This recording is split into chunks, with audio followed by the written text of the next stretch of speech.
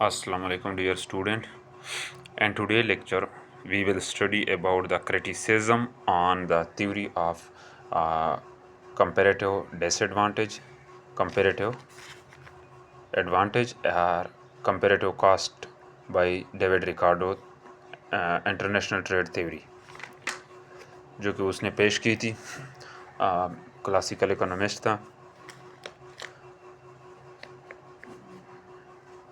The classical theory of international trade, though accepted for long is the valid basis of international trade, has come to be subjected to severe criticism by economists like Bertel, Olin and Graham. According to यानी ये काफ़ी अरसे तक तो ये international trade में rise था ये थ्योरी, लेकिन बाद में जो कुछ इकोनॉमिस्ट थे जिसमें बर्टेल, ओलन और ग्राहम, इन्होंने इस पे सीवियर क्रिटिसिज्म किया। According to them the main point of criticism is the extremely unrealistic and restrictive assumption. यानी मेन इसमें जो उन्होंने किया पॉइंट नोट किया वो था बहुत ज़्यादा जो ये अनरियलिस्टिक है, यानी रियलिस्टिक नहीं है, रियल नहीं है, बग़ैर यानी गैर रियल है, गैर हकीकी चीज़ों पर ज़्यादा मबनी है। एंड रिस्ट्रिक्टिव एजम्पशन, और इसमें जो एजम्पशन है वो बड़े रिस्ट्रिक्टिव है, सख्त किस्म के, यानी ममानियत वाली है।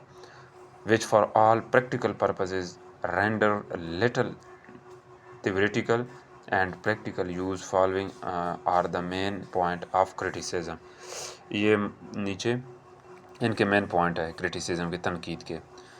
फर्स्ट तनकीद उसने ये किया कि two country two commodity model unrealistic. ये जो टू कंट्री और टू कमोडिटी, उन्होंने ये कहा था कि सिर्फ दो कंट्री आपस में कब ट्रेड करेंगे और सिर्फ दो कमोडिटीज़ का ट्रेड करेंगे, तो ये तो अनरियलिस्टिक है। The first assumption of the classical theory the two countries and two commodities is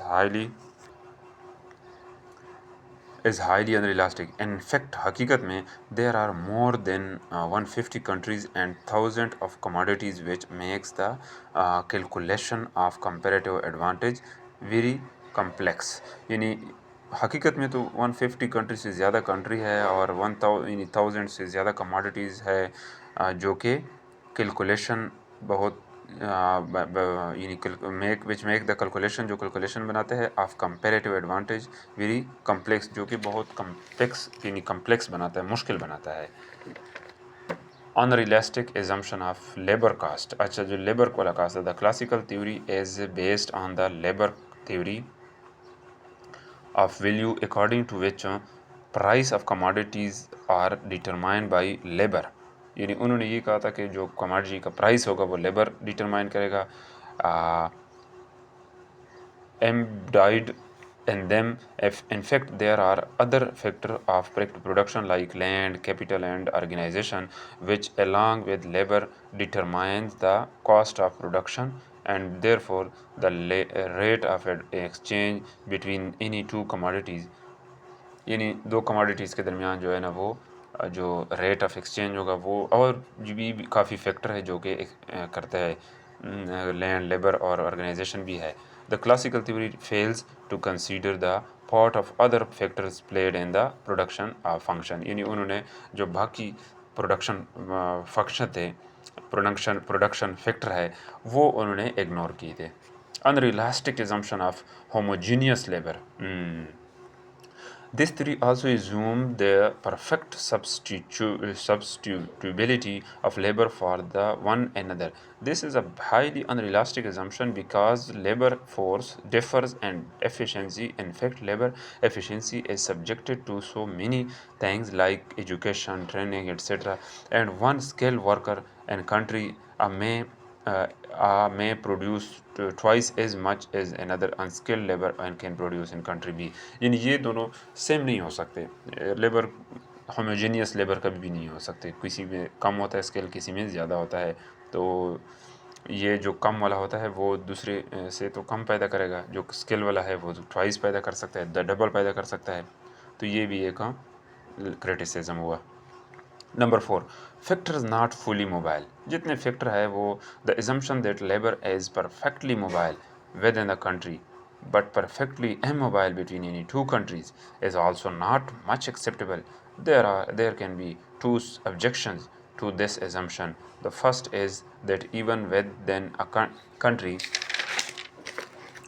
factor do not move freely, यानी एक तो ये भी है कि कंट्री के अंदर भी फ्रीली नहीं मूव कर सकते from one industry to another और from one region to another. The greater the degree of specialisation in industry the less is the factor mobility. जितना उसमें स्पेशलाइजेशन ज़्यादा होती है फैक्ट्री में, तो उसमें इंडस्ट्री में तो मोबिलिटी कम होती है, क्योंकि वो तो नहीं छोड़ते फिर. The second point is that larger number of workers have migrated from one country to another country, and thus the classical assumption is fall self-fed. यानी ये भी पेयर क्लासिकल के assumption जो है कि ये अदर कंट्री में जो है ना इमोबाइल होगा, तो ये भी फेल हो गई. Number 5, unrealistic assumption of full employment. ये भी this theory also assume full employment in both the participating countries. ये जो theory थी डेविड रिकार्डो वाली, तो ये इस बुनियाद पे थी कि फुल एम्प्लॉयमेंट होगा दोनों पार्टिसिपेंट कंट्री में. हकीकत यह है कि is that in every country an army of unemployed labour force exist. Unemployment labour force भी मौजूद हो सकता है. Number 6, unrealistic assumption of constant cost. ये भी एक जो तनकीद हुआ कि जो कांस्टेंट कास्ट होगा, the assumption of constant cost is also not acceptable because there are either increasing cost और डिमिनिशिंग कास्ट होता है. या इंक्रीजिंग कास्ट होता है, एक चीज़ आप बढ़ाते हो तो उसका भी, या एक चीज़ को आप बढ़ाते हो तो उसका तो कम हो जाता है. If the large scale of production I specialisation reduces cost, यानी अगर आप स्पेशलाइजेशन करें तो वो कास्ट को कम करेगा. The comparative advantage will be increase, तो एडवांटेज बढ़ जाएंगे. On the other hand if increased output is the result of increasing cost, अगर इंक्रीजिंग कास्ट का आउटपुट होगा result of production, the comparative advantage will be reduce, तो फिर तो जितना मतलब माल बढ़ता है इतना वो बेनिफिट कम हो जाता है. तो ये भी एक कांस्टेंट कास्ट वाला जो है ना, ये भी एक अनरियल है, हकीकी नहीं है. Number 7, neglects the role of technology. ये टेक्नोलॉजी वाली भी जो है ना, ये भी पॉइंट बड़ा अहम है. This theory also assume that there is a technological change होते, but it so happen that during the past century extremely rapid technological changes have taken place. Thus, in UK, with the help of modern quality seeds and chemical fertilizer, wheat may be produced comparatively more cheaply than in the US. तो ये technology की वजह से भी जो है ना कुछ कंट्री में कंपेरेटिवली चीपली पैदा हो सकता है, सस्ता पैदा हो सकता है. Where technological changes may be slow. Similarly, due to modern technology, US may be able to produce cloth more cheaply. This means that the classical theory was statics, यानी वो तो एक जगह पे रुकी हुई थी. Number 8, ignores transport cost. The assumption that no transportation costs are involved in international trade is highly unrealistic. ये भी एक गैर हकीकी है. In fact, heavy transport costs play an important role in determining the pattern of international trade. हकीकत में तो international trade का जो पैटर्न डिटरमाइन करता है उसके लिए इम्पॉर्टेंट रोल जो है ना ट्रांसपोर्ट का कास्ट होता है, एंड एक्सचेंज ऑफ गुड्स और गुड्स की एक्सचेंज जो होती है. Number 9, unrealistic assumption of free trade. The classical theory also assume free trade.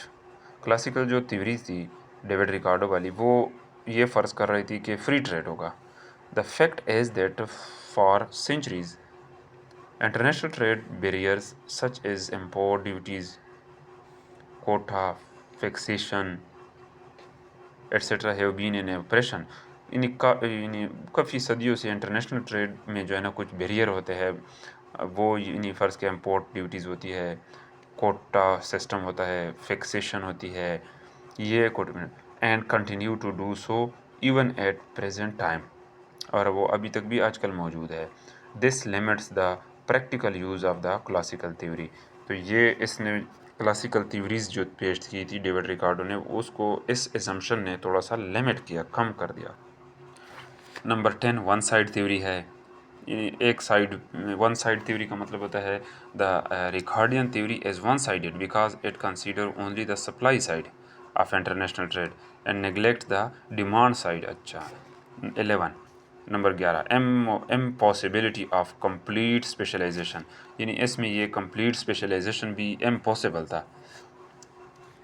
Frank Graham has pointed out that complete specialization on the basis of comparative cost advantage is not possible.